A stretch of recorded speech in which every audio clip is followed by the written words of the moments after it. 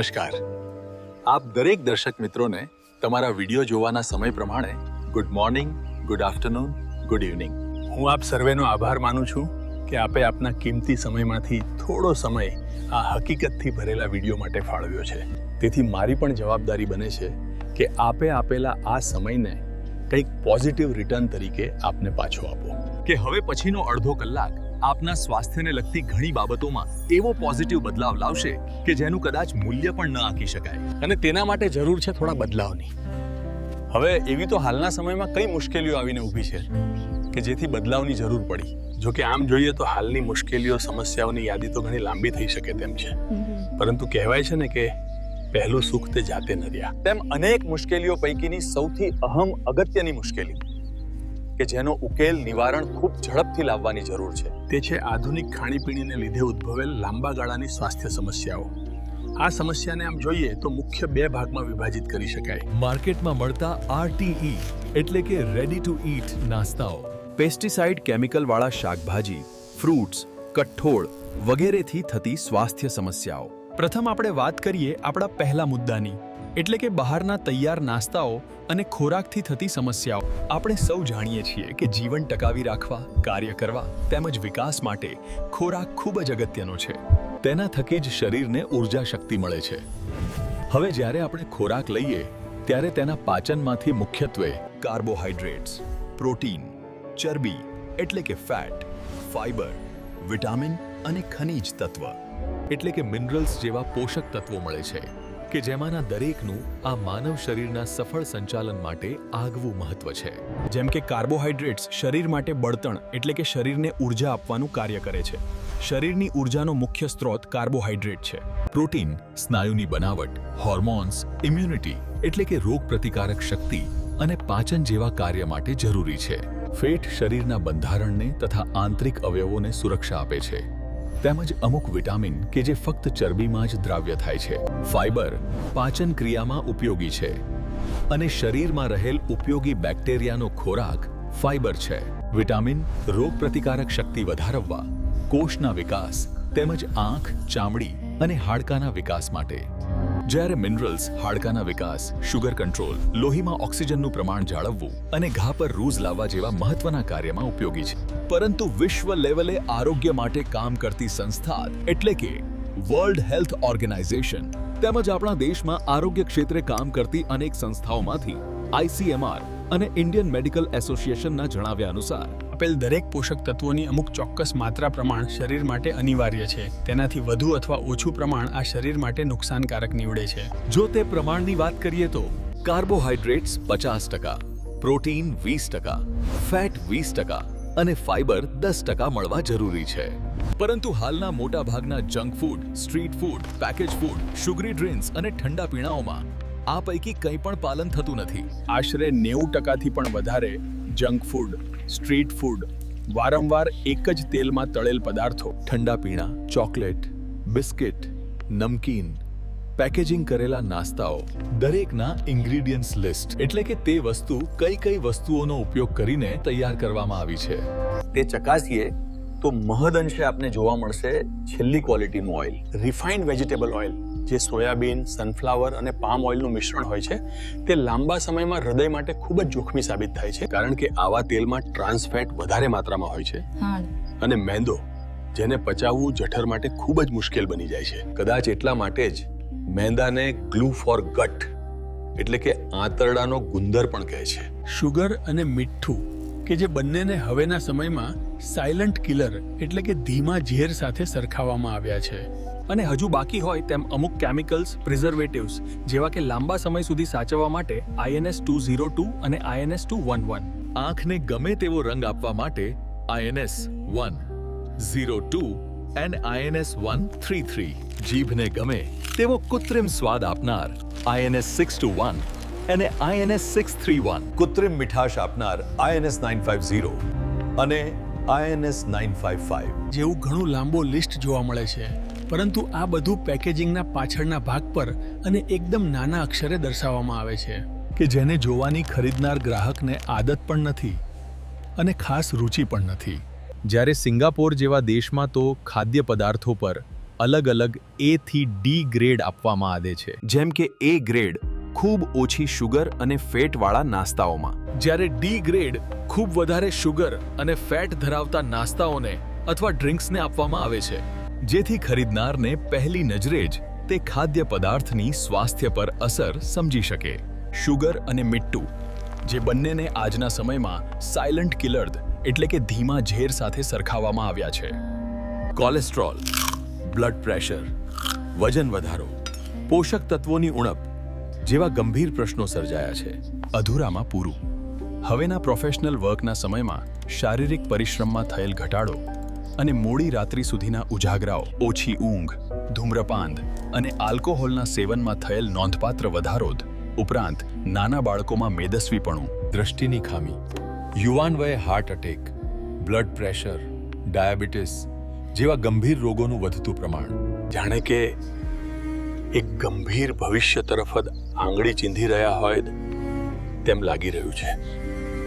એક ઉડીને આંખે વળગે અને ગંભીર કહી શકાય તેવી હકીકતની વાત કરીએ તો હાલમાં તમે જોશો કે 35-40 થી વધુ ઉંમરની વ્યક્તિઓમાં ઘણા લોકોને diabetes, cholesterol, blood pressure, cancer જેવી બીમારીઓ જોવા મળે છે. હવે આ તો એવા લોકો છે જેમણે તેમના શરૂઆતના સમયમાં એટલે કે 20-25 વર્ષની યુવાન ઉંમરે ખેતી અથવા શારીરિક પરિશ્રમવાળા કામ ખૂબ કરેલા, અને તે સમયે તો બહારના નાસ્તાઓ, ખાણીપીણીનું પણ હાલ જેટલું ચલણ ન હતું. તેમ છતાં પણ એ લોકોમાં અત્યારે ડાયાબિટીસ, બ્લડ પ્રેશર તેમજ બીજી ગંભીર બીમારીઓના કિસ્સાઓમાં વધારો થઈ રહ્યો છે. તો પછી હાલનો યુવા વર્ગ જે શારીરિક પરિશ્રમ વગરની જિંદગી તથા ખાણીપીણીની નવી આદતોમાં ફસાતો જાય છે, તો તે આવનારા ભવિષ્યમાં એટલે કે 40-45 વર્ષની ઉંમરે નવી કેટલી બીમારીઓનું જોખમ વહોરવાનું છે તે તો કહેવું પણ મુશ્કેલ છે. તેથી હાલ સત્ય હકીકત આપણી સામે આવીને ઊભી છે, તો પછી આંખ આડા કાન શા માટે? કહેવાય છે ને કે મુશ્કેલી હોય તો સમાધાન પણ હોય. તેમ જો આ સમસ્યાના ઉકેલ તરફ મીટ માંડીએ કે જેની આજે નહીં તો કાલે જરૂર પડવાની જ છે, તો તે છે બહારના તીખા, તળેલા, મીઠા, ચટપટા નાસ્તાઓથી ઘરમાં રહેલ નાસ્તાના ડબ્બા તેમજ ફ્રિજમાં રહેલ ઠંડીની બોટલો ખાલી કરો અને ઘરે જ બનાવેલ નાસ્તાનો આગ્રહ રાખો. શાકભાજી, ફળો, કઠોળ, સૂકા મેવા વગેરેનું ગ્રહણ વધારો, કેમ કે તે પ્રોટીન, વિટામિન અને ખનિજ તત્વોથી સમૃદ્ધ છે. બીજું, અઠવાડિયામાં ઓછામાં ઓછી 150 થી 180 મિનિટ કસરત એટલે કે રોજે 25-30 મિનિટ હળવી અથવા મધ્યમ કસરત માટે ફાળવો. ઓછામાં ઓછી 7 થી 9 કલાકની ઊંઘ લ્યો. તેમજ ધૂમ્રપાન અને આલ્કોહોલ નિયંત્રિત નહીં પરંતુ સદંતર બંધ કરો, કારણ કે તે કેન્સર જેવી ગંભીર બીમારીઓ તરફ દોરી રહ્યા છે. કેમ કે કહેવાય છે ને કે દૂસરા મોકા સિર્ફ કહાનિયાં દેતી હૈ, જિંદગી નહીં. હવે આપણા બીજા અગત્યના મુદ્દાની વાત કરીએ, જે હતો પેસ્ટિસાઇડ, દવાઓ, કેમિકલ યુક્ત શાકભાજી, ફ્રૂટ, કઠોળ વગેરેથી લઈને કેન્સર સુધીની થતી ગંભીર સ્વાસ્થ્ય સમસ્યાઓ વિશે. આપણે સૌ જાણીએ છીએ કે ભારત કૃષિ પ્રધાન દેશ છે. 2011ની ગણતરી મુજબ 55% લોકો ખેતી સાથે સંકળાયેલા હતા, જ્યારે તાજા સરકારી ડેટા પ્રમાણે અત્યારે લગભગ 46% લોકો ખેતી સાથે સંકળાયેલ છે. એટલે કે તેમાં ઘટાડો થયો છે અને થતો રહેશે. આ ઘટાડા પાછળ મુખ્ય 2 કારણ છે: હવામાનની અનિશ્ચિતતાને લીધે ખેતીમાં થતું નુકસાન અને નવી પેઢીને ખેતી તરફની અરુચિ. વધતી વસ્તીને લીધે જીવન જરૂરિયાતની વસ્તુઓ જેમ કે શાકભાજી, ફળ, કઠોળ અને અનાજની માંગમાં ઉત્તરોત્તર વધારો થયો છે. દવાઓની લાંબા ગાળાની અસરો વિશે ખેડૂતોની ઓછી જાગૃતતાને લીધે રાસાયણિક ખાતરો, જંતુનાશક દવાઓ અને નિંદામણ નાશકનો વ્યાપ વધ્યો છે. અને લીવર, બ્રેસ્ટ, આંતરડા, લોહી અને મોઢાના કેન્સરના કિસ્સામાં હાલના સમયમાં ઘણો વધારો નોંધાયેલ છે. નાની ઉંમરના બાળકોથી લઈને વૃદ્ધ લોકો સુધી પ્રદૂષિત અને ન ખાવા લાયક ખોરાકને લીધે ઘણી સ્વાસ્થ્ય સમસ્યાઓ વધી છે. આ કેમિકલવાળા શાકભાજી કે ફળોને મીઠાવાળા પાણી કે સાદા પાણીથી ધોવાથી પણ કેમિકલને સંપૂર્ણ દૂર કરી શકાતું નથી. તેનું કારણ સમજવા માટે ભારતમાં ખેતી ક્ષેત્રે જે જંતુનાશક દવાનો ઉપયોગ થાય છે તેની જાણકારી જરૂરી છે. ભારતમાં ખેતી ક્ષેત્રે 3 પ્રકારની જંતુનાશક દવાઓ વપરાય છે: સિસ્ટેમિક દવાઓ, કોન્ટેક્ટ દવાઓ, ટ્રાન્સલેમિનાર દવાઓ. જો ત્રણેય દવાના પ્રકારને ટૂંકમાં સમજીએ તો સિસ્ટેમિક દવાઓ એટલે એવી જંતુનાશક દવાઓ કે જેને જ્યારે છોડ પર છાંટવામાં આવે છે ત્યારે પર્ણ દ્વારા 30 મિનિટથી 2 કલાકમાં સંપૂર્ણ શોષાઈ જાય છે અને આ દવા સમગ્ર છોડમાં પ્રસરે છે. અને જ્યારે કોઈ જીવાત પર્ણ પર, પ્રકાંડ પર, ફૂલ પર કે ફળ અથવા શાકભાજી પર બેસે ત્યારે છોડમાં પ્રસરેલ દવાને લીધે તે જીવાતનો નાશ થાય છે. પરંતુ તેની નકારાત્મક અસર એ ઉદ્ભવી કે છોડમાં રહેલ દવા એ ફળ અથવા શાકભાજીના બંધારણમાં પહેલેથી જ હાજર છે. એટલે કે શાકભાજી કે ફળને નસે નસમાં થોડા ઘણા અંશે દવાના અવશેષ હાજર હોય છે, જેને લીધે શાકભાજી કે ફળ ધોવાવથી પણ સંપૂર્ણ દવા દૂર નથી થતી. કોન્ટેક્ટ દવાઓ આ દવાને છાંટવામાં આવે ત્યારે ફક્ત પર્ણ પર જ અસર હોય છે, પરંતુ પર્ણ દ્વારા શોષાઈ છોડમાં પ્રવેશતી નથી. એટલે જ્યારે પર્ણને લાગતી બીમારી હોય ત્યારે જ આ દવા વધારે અસરકારક રહે છે. અને છેલ્લો પ્રકાર છે ટ્રાન્સલેમિનર દવા. આ દવાનો છંટકાવ કરવામાં આવે ત્યારે પર્ણની ઉપરની સપાટી પર નીચેની સપાટી પર દવા પ્રસરે છે, પરંતુ સમગ્ર છોડમાં તેનો ફેલાવો થતો નથી. એટલે કે પાનવાળી શાકભાજીમાં આ દવાનો ઉપયોગ કરવામાં આવે છે. આ ત્રણેય જંતુનાશક દવાઓ વિશે માહિતી મેળવ્યા બાદ એક ખેડૂત તરીકે વિચારીએ તો પહેલો પ્રકાર એટલે કે સિસ્ટેમિક દવાઓ છોડમાં આવતી જીવાત અને રોગ પ્રત્યે વધુ અસરકારક સાબિત થાય છે, કારણ કે પર્ણ દ્વારા શોષાયેલ દવા સમગ્ર છોડમાં પ્રસરેલ હોવાથી છોડના કોઈ પણ ભાગમાં જીવાતના ઉપદ્રવને નિયંત્રિત કરી શકે છે. પરંતુ ફળ અને શાકભાજીમાં પણ તેના અવશેષ હાજર રહેવાની સંભાવના ઘણી વધારે રહેલી હોય છે, કે જેને સાદા પાણીથી કે મીઠાવાળા પાણીથી સંપૂર્ણપણે દૂર કરી શકાતા નથી, અને જે અંતે કેન્સર જેવી ગંભીર બીમારીઓનું જોખમ વધારી દે છે. આ ઉપરાંત અમુક શાકભાજીમાં થતા દવાના છંટકાવની હકીકત થોડી ડરામણી છે. જેમ કે એક મરચાના છોડ પર 3 થી 4 મહિનામાં ઓછામાં ઓછી 12 થી 14 વખત દવાનો છંટકાવ કરવામાં આવે છે. કોબીજ ઘણા પાંદના સમૂહથી બનતી હોવાથી તેમાં થયેલ દવાનો છંટકાવ 2 પાનની વચ્ચે જ રહી જાય છે. ઉપરાંત લીલા પાનવાળા શાકભાજી જેમ કે પાલક, મેથી અને કોથમીર ઉપરાંત ભીંડા, રીંગણ, ફ્લાવર વગેરેમાં થ્રિપ્સ અને સફેદ માખી અને ઈયળના ઉપદ્રવને લીધે કાપણી થાય ત્યાં સુધી દવાનો છંટકાવ કરવામાં આવે છે. પાંદવાળા શાકભાજી જેમ કે મેથી, પાલક અને ધાણા વગેરેને તોડ્યા બાદ એક જ દિવસમાં તે કરમાવા લાગે છે.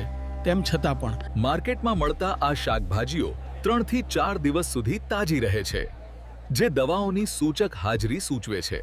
સૌથી ગંભીર વાત એ છે કે અમુક સમયે કીટક કે જીવાતમાં દવા પ્રત્યે એવી રોગ પ્રતિકારક શક્તિ એન્ટીબોડી વિકસે છે કે તે જંતુનાશક દવા ત્યારબાદ તે કીટક પર ખાસ અસરકારક રહેતી નથી. તેથી ઉપદ્રવને કાબૂમાં રાખવા માટે દવાનું પ્રમાણ વધારવામાં આવે છે, અથવા તેનાથી પણ વધુ ઝેરી દવાનો ઉપયોગ જરૂરી બને છે. જો કે જંતુનાશક દવાઓ વિશેની માહિતી મોટા ભાગે ન તો દવા વેચવાવાળાને, ન તો ખેડૂતને કે ન તો ગ્રાહકને હોય છે, પરંતુ ઇન્સેક્ટિસાઇડ્સ એક્ટ 1968 અને સેન્ટ્રલ ઇન્સેક્ટિસાઇડ્સ બોર્ડના નિયમ મુજબ પેકેજિંગ પર દવાના પ્રકાર વિશે લખવું જરૂરી છે, જે ઘણી કંપનીઓ લખે છે. અથવા તો તેમાં રહેલ એક્ટિવ ઇન્ગ્રેડિયન્ટ્સના લિસ્ટ પરથી ઓળખી શકાય કે તે કયો પ્રકાર છે. હાલમાં તમે ઘણા સગા સંબંધીઓ, પરિવારજનો તથા સમાજમાં વાતો સાંભળી હશે કે તે ભાઈ કે બહેનને તો નખમાય રોગ ન હતો, તેમ છતાં પણ ગંભીર શારીરિક બીમારીઓ, કેન્સર જેવી ઘાતક બીમારી અને નાની ઉંમરમાં હૃદયને લગતી સમસ્યાઓ જાણે કે સામાન્ય બની રહી છે. અને આના પાછળનું મુખ્ય કારણ હાલના જીવન ધોરણમાં થયેલ બદલાવ અને દવાવાળી શાકભાજી તથા અન્ય ખાદ્ય પદાર્થો કારણભૂત બનતા જાય છે. આ અતિ ગંભીર સમસ્યાની જાગૃતતા ગ્રાહકમાં એટલા માટે નથી કે આ દવાઓની ખરાબ અસર તાત્કાલિક નહીં પરંતુ લાંબા ગાળે અનુભવાય છે, અને બીજું કે હાલ પૂરતા એવા સાધન કે ટેકનિક સરળતાથી ઉપલબ્ધ નથી કે કોઈ શાકભાજી કે ફળમાં રહેલ દવાના અવશેષનું ચોક્કસ પ્રમાણ કાઢી શકાય. હા, શાકભાજી કે કોઈ પણ ખાદ્ય પદાર્થનો એનાલિટિક લેબોરેટરીમાં રિપોર્ટ કરીને દવાઓનું ચોક્કસ પ્રમાણ જાણી શકાય છે, પરંતુ તેની એક ટેસ્ટ ઓછામાં ઓછી 7,000 બાદ 8,000 રૂપિયામાં થાય છે. તેથી આ ગંભીર સમસ્યાનો ઉકેલ મુખ્યત્વે 2 રીતે લાવી શકાય તેમ છે. પહેલું, પોતાની રીતે જ કિચન ગાર્ડનિંગ, ટેરેસ ગાર્ડનિંગ અથવા ઘરની નજીક કોઈ નાની જગ્યામાં પોતાના માટેના શાકભાજી પ્રાકૃતિક રીતે ઉગાડવા. બીજું, કોઈ ખેડૂત કે જે ઓર્ગેનિક ખેતી કે પ્રાકૃતિક ખેતી કરતા હોય તેમના ફાર્મનું પ્રોડ્યુસ ખેત પેદાશ ખરીદવાનો આગ્રહ રાખવો. અને અહીંયાથી જ લોકોના સ્વાસ્થ્યમાં સારા બદલાવ લાવવાની જર્ની, એક યાત્રા ચાલુ થાય છે, અને તે છે DNF એટલે કે દિવ્ય નેચરલ ફાર્મિંગ. દિવ્ય નેચરલ ફાર્મ એ સુરત જિલ્લાના કામરેજ તાલુકાના ખોલેશ્વર ગામની હદમાં આવેલ એક સંપૂર્ણ પ્રાકૃતિક રીતે ઉત્પાદન મેળવતું એક ફાર્મ છે. સૌપ્રથમ તો લગભગ મોટાભાગના લોકો ઓર્ગેનિક ફાર્મિંગ અને નેચરલ ફાર્મિંગને એક સમાન સમજે છે, જે થોડું અયોગ્ય છે. રાસાયણિક ખેતી હાલમાં દેશના 90% કરતાં વધારે વિસ્તારમાં થાય છે. ઉત્પાદન મેળવવા માટે સિન્થેટિક ખાતર, જંતુનાશક દવાઓ અને નિંદામણનાશક દવાઓનો ઉપયોગ થાય છે. જ્યારે ઓર્ગેનિક ફાર્મિંગમાં રાસાયણિક ખાતર કે રાસાયણિક જંતુનાશક દવાઓનો ઉપયોગ નથી કરવામાં આવતો. પરંતુ તેમાં પણ માર્કેટમાં હવે એવી ઘણી કંપનીઓ આવી ગઈ છે જે ઓર્ગેનિક ખાતર અને ઓર્ગેનિક દવાઓ વેચે છે અને દવાઓના પેકેજિંગ પર 2 કે 3 વર્ષની અવધિઓ એટલે કે વેલિડિટી લખેલી હોય છે, જે કોઈ પણ પ્રોસેસ કે પ્રિઝર્વેટિવ્સ ઉમેર્યા વગર શક્ય નથી. તેમ છતાં પણ રાસાયણિક ખેતી કરતાં તો સ્વાસ્થ્યની રીતે ઘણી ચડિયાતી હોય છે. પરંતુ નેચરલ ફાર્મિંગ એટલે કે પ્રાકૃતિક ખેતી સંપૂર્ણપણે ગાય આધારિત તેમજ ખેત પેદાશોનો જ ખાતર અને પ્રાકૃતિક દવાઓ બનાવવામાં ઉપયોગ કરનારી પદ્ધતિ છે. એટલે કે આ પદ્ધતિમાં ખેતીમાં બહારની વસ્તુને ઇનપુટ તરીકે વાપરવામાં આવતું નથી. તે પછી ખાતર હોય, જંતુનાશક દવાઓ હોય કે અન્ય કોઈ પણ જરૂરિયાત. આના પરથી કહી શકાય કે ઓર્ગેનિક અને નેચરલ ફાર્મિંગ બંને સ્વાસ્થ્ય માટે ખૂબ સારી છે. પરંતુ નેચરલ ફાર્મિંગ થોડું ચડિયાતું કહી શકાય. નેચરલ ફાર્મિંગમાં ખેતીની ફળદ્રુપતા વધારવા માટે જમીનમાં અળસિયાઓ અને અન્ય ઉપયોગી સૂક્ષ્મ જીવાણુઓની ગતિવિધિઓ વધારવા માટે જીવામૃત અને ઘન જીવામૃતનો ઉપયોગ તેમજ પાકમાં આવતા કોઈ પણ રોગ જીવાતના નિયંત્રણ માટે જીવામૃત, નિમાસ્ત્ર, અગ્નિઅસ્ત્ર, બ્રહ્માસ્ત્ર, ખાટી છાશ, 10 પરણી અર્ક જેવી પ્રાકૃતિક દવાઓ, સંપૂર્ણ ખેત પેદાશ તેમજ ગાયના છાણ અને ગૌમૂત્રનો ઉપયોગ કરી બનાવવામાં આવે છે અને તેનો જ વપરાશ કરવામાં આવે છે. આ રીતે પ્રાકૃતિક ખેતી એટલે કે નેચરલ ફાર્મિંગ ખેત પેદાશોની ગુણવત્તામાં સૌથી સર્વોચ્ચ સાબિત થાય છે. અને અહીં અમારા દિવ્ય નેચરલ ફાર્મ પર પ્રાકૃતિક રીતથી જ દરેક ઉત્પાદન મેળવવામાં આવે છે. હવે માર્કેટમાં મળતા શાકભાજીની કિંમત કરતાં પ્રાકૃતિક રીતે ઉગાડેલ શાકભાજીની કિંમતની વાત કરીએ તો તે 2 થી 2.5 ગણી વધારે એટલે કે પ્રતિ કિલોના 100 થી 140 આસપાસ હોય છે, કે જેના મુખ્ય કારણ સમજવા પણ જરૂરી છે. પહેલું અને સૌથી મોટું કારણ છે પ્રોડક્શન. રાસાયણિક ખેતીમાં કરાવતા શાકભાજીમાં મુખ્યત્વે F1 વેરાયટી, BT વેરાયટી અથવા GMO સીડ્સનું વાવેતર કરાય છે, જેનું સૌથી વધારે ઉત્પાદન આવે છે. એટલે કે તે ખેતીમાં માત્ર ઉત્પાદન પર ધ્યાન આપવાને આવે છે. જ્યારે પ્રાકૃતિક ખેતીમાં સ્વાદ અને ગુણવત્તાને ધ્યાનમાં લેતા શક્ય તેટલા દેશી બીજનું વાવેતર કરવામાં આવે છે, જેનું ઉત્પાદન સામાન્ય રીતે રાસાયણિક ખેતી કરતાં સરેરાશ અડધું હોય છે. બીજું કારણ રાસાયણિક ખેતીમાં ઉગતા નિંદામણ પ્રઘાસનો ઉકેલ દવાના છંટકાવથી અથવા ડ્રીપ પર પિયતમાં રાસાયણિક દવા દ્વારા મેળવી શકાય છે. પરંતુ નેચરલ ફાર્મિંગમાં નિંદામણને જાતે જ કાઢવું જરૂરી છે. તેથી નિંદામણનો ખર્ચ રાસાયણિક ખેતી કરતાં પ્રાકૃતિક ખેતીમાં વધારે હોય છે. ત્રીજું કારણ છે નિંદામણ અથવા રોગ જીવાત ન આવે તે માટે મલ્ચિંગ, ગ્રોવ કવર, ફેરોમેન અને ઇન્સેક્ટ ટ્રેપ વગેરે જેવી ટેકનિકનો ઉપયોગ કરવો જરૂરી હોવાથી પ્રારંભિક ખર્ચ વધે છે. ચોથું કારણ એક ગ્રાહકને ઋતુ પ્રમાણે જરૂરિયાત બધા શાકભાજીનું વાવેતર કરવામાં આવે ત્યારે દરેક શાકભાજીનું એકસાથે સંચાલન થોડું અઘરું થતું હોય છે. જેમ કે પાણીની જરૂરિયાત કોઈ શાકભાજીને વધુ તો કોઈને ઓછી, રોગ જીવાતનો ઉપદ્રવ કોઈ શાકભાજીમાં વધુ તો કોઈમાં ઓછો હોય છે. ઉપરાંત હાર્વેસ્ટિંગ સાયકલ એટલે કે ઉતારાનો સમયગાળો દરેક શાકભાજીમાં અલગ અલગ હોવો વગેરે જેવા પરિબળોને લીધે મજૂરી ખર્ચ પણ રાસાયણિક ખેતી કરતાં વધારે રહે છે. તથા પાંચમું અને છેલ્લું કારણ પ્રાકૃતિક ખેતીમાં છંટકાવ માટે જરૂરી ખાતર અને દવાઓ જાતે જ ફાર્મ પર બનાવવી જરૂરી છે, જે સામાન્ય રીતે 2 થી 7 દિવસે બનીને તૈયાર થાય છે. જે પૈકી અમુક દવાનો વપરાશ 2 દિવસમાં જ કરવો જરૂરી છે તથા અમુક 6 મહિના સુધી વાપરી શકાય છે, જ્યારે રાસાયણિક ખેતીમાં 2 કે 3 વર્ષ સુધી દવા વાપરી શકાતી હોય છે. આ દરેક પરિબળોને લીધે રાસાયણિક ખેત પેદાશો કરતાં પ્રાકૃતિક ખેત પેદાશો સામાન્ય રીતે મોંઘી હોય છે. હવે વાત કરીએ દિવ્ય નેચરલ ફાર્મની વિશેષતાઓની. DNFમાં ઉગતા દરેક શાકભાજીની સર્ટિફિકેટ સાથે શુદ્ધતાની ખાતરી આપવામાં આવે છે. DNFમાં સવારના સમયમાં શાકભાજીને હાર્વેસ્ટ એટલે કે ઉતારવામાં આવે છે અને તે જ દિવસે ગ્રાહકને પહોંચાડવામાં આવે છે. માત્ર અમુક સંજોગોવશ 1 થી વધારે દિવસ થઈ શકે છે. જ્યારે માર્કેટમાં શાકભાજી ઉતારવામાં આવે છે ત્યારે તે તરત જ ગ્રાહક સુધી પહોંચતું નથી. 3 થી 5 દિવસ પછી ગ્રાહક તેને ખરીદે છે. જ્યારે તમે માર્કેટમાંથી શાકભાજી ખરીદો છો ત્યારે તે 4 થી 5 દિવસ પહેલા ખેતરમાંથી હાર્વેસ્ટ થયેલું હોય છે. ત્રીજી વિશેષતા એ છે કે આ ફાર્મમાં જમીન તેમજ શાકભાજીના લેબ ટેસ્ટ કરાવેલા રિપોર્ટ પણ સમયાંતરે આપવામાં આવે છે. તેમજ કોઈ પણ ગ્રાહક જાતે પણ લેબ ટેસ્ટ કરાવી ક્વોલિટી ચકાસી શકે છે. ચોથી વિશેષતાની વાત કરીએ તો ગ્રાહક જાતે પણ ફાર્મ વિઝિટ કરીને દરેક પરિસ્થિતિનું પ્રત્યક્ષ અવલોકન કરી શકે છે. પાંચમી અને અગત્યની વિશેષતા દિવ્ય નેચરલ ફાર્મનું પ્લોટ લેવલ આસપાસના ખેતરો કરતા 4 થી 5 ફૂટ ઊંચું આવેલું છે, જેથી રાસાયણિક ખેતી કરાતા ખેતરનું પાણી ચોમાસા દરમિયાન પણ DNFમાં ના આવી શકે. તેમ છતાં પણ ઘણા લોકો મોંઘું કરીને માર્કેટના રસાયણ અને દવાઓથી ઉગાડેલા શાકભાજી જ ખરીદવાનો આગ્રહ રાખે છે. તેથી અંતમાં એક વાત કહેવા માંગીશ કે માત્ર એક લાર્જ પીઝો 500 થી 600 રૂપિયાનો, એક ફેમિલીનું એક ટાઈમ બહાર જમવાનું 1500 થી 1800 રૂપિયા સુધી પહોંચે છે. અને રસોડાની સ્થિતિ આપણે જાણીએ છીએ. આ ઉપરાંત આપણા રસોડામાં રહેલ નાસ્તાનો ડબ્બો આસાનીથી 800 થી 1000 રૂપિયામાં ભરાઈ જાય છે, કે જેમાંનો મોટા ભાગનો નાસ્તો બન્યો છે હલકી ગુણવત્તાના મેંદા, હલકી ગુણવત્તાનું તેલ, શુગર અને મીઠામાંથી. અને કોઈ વ્યસન કરનાર વ્યક્તિ પણ મહિને સરેરાશ 1200 થી 1500 રૂપિયા વ્યસન પાછળ ખર્ચ કરે છે, જ્યારે 4 સભ્યોવાળા કુટુંબના 120 રૂપિયા પ્રતિ કિલોના ભાવનું મહિને પ્રાકૃતિક શાકભાજી માત્ર 1600 થી 1800 રૂપિયાનું થાય. જો કે 800 થી 900 રૂપિયા તો દવાવાળા શાકભાજીના પણ મહિને થાય છે. આથી આ દરેક હકીકત જોતા કહી શકાય કે પ્રાકૃતિક શાકભાજી ખરીદવાનું બજેટ તો મધ્યમ વર્ગના લોકો પાસે પણ છે.